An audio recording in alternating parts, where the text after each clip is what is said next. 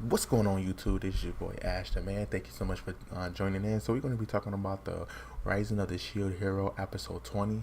Now, the 20 episode pretty much is still continue on with the heroes going against the Cathedral Pope.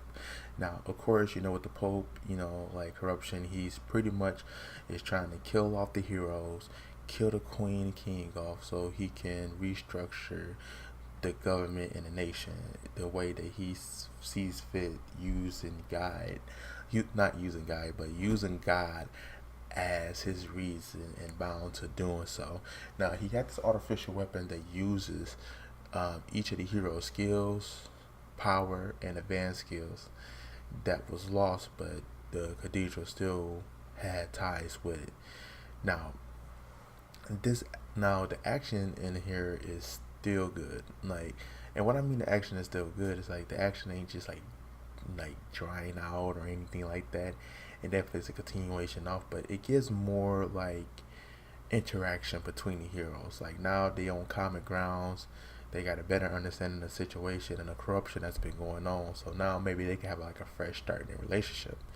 Also, you got to see squads working together, trying to overthrow. And at some point, you thought that the heroes was actually doing that, into where the Pope just came back with more.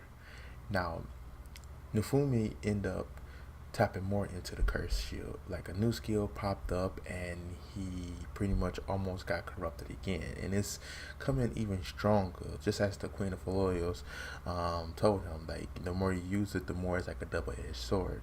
It's trying to take control of him. Maybe he will have fully control of it. Maybe to overcome the dragon that he killed to obtain the curse shield. Maybe, but however, he still has to have the support of his teammates to kind of like overcome the darkness within that for him taking him over.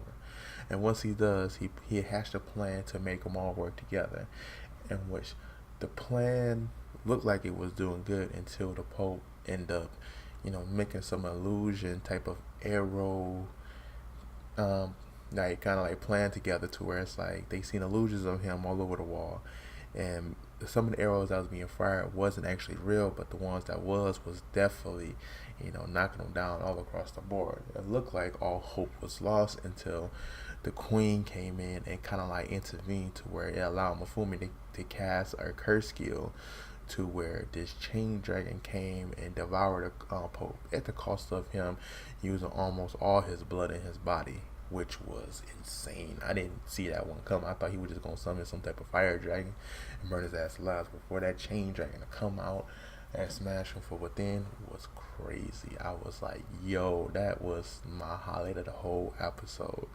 But the Queen stepped in and saying she's not gonna let the shield hero die.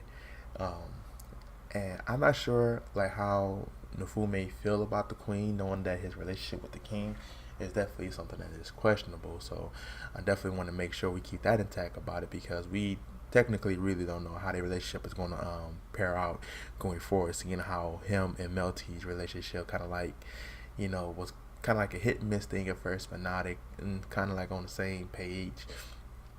But I think my most thing to take from it is that is the Queen is going to set these heroes straight. Is she going to abandon the other three heroes because how much fun is everybody of the shield heroes outside of this kingdom? Or is she just going to be resentment to all and tell them they need to work on what they need to work on, just like the Queen of Felolius? I mean, the Queen has a lot of mysteries too. Why does she not in the current nation letting the king do whatever he wants to? Because technically, it's her family that has royalty, his family doesn't.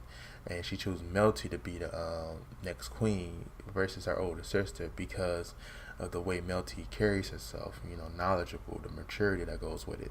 It's a lot of questions that come about, and I think that's what the whole purpose of this episode, not only just to give highlights and pretty much continue to fight, it also raises the possibilities of what is the purpose that the Queen has to step in this time instead of any other time for the heroes, because she could have been stepped in, stopped the king, but she didn't. She only sent her agents, telling them to your hero to hold out, to do this. What importance was it so much that she was away for?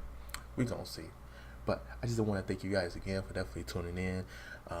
Definitely I'm really enjoying this Shield Hero. I think that the series is slept on by a lot. It's starting to get a lot more buzz than it did at first, but I think that it's a great series to really follow through on.